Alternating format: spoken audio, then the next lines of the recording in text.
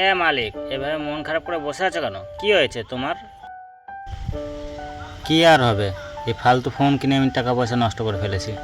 একদম ঠিক বলেছো মালিক, কোনো কাজের না, একদম ফালতু ফোন। রে এই কাজের ভাতা, তোদের মুখ বন্ধই রাখ, ঠিক আছে? তুই শালা বেশি চপর চপর করিস না। এ মালিক, এই মালটাকে পাল্টে একটা নতুন ফোন কিনে নাও।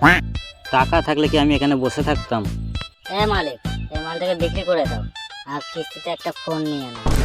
হ্যাঁ ঠিকই বলছিস তুই, এই মালটাকে পাল্টে এখন নতুন ফোন নেব। না মালিক, এদের কথা শুনে আমাকে বিক্রি করবা না, আমি গত 2 বছর ধরে তোমার সাথে আছি। হ্যাঁ তো তোকে নিয়ে শান্তিতে গেমও তো খেলতে পারি না আমি। মালিক, আমাকে আর একটা সুযোগ দাও, আর লাগ মারবো না, আমি কথা দিচ্ছি, কিন্তু আমাকে বিক্রি করবো না মালিক, প্লিজ মালিক। বায়ানা উঠ পাহাড়কে নিচে। মালিক, মিশন সাকসেস, এবার তুমি শান্তিতে গেম খেলতে পারবে। হ্যাঁ না, হ্যাঁ, আর এই প্ল্যানটা তো না করলে মালিক ঠিক করে গেম খেলতে পারতো না।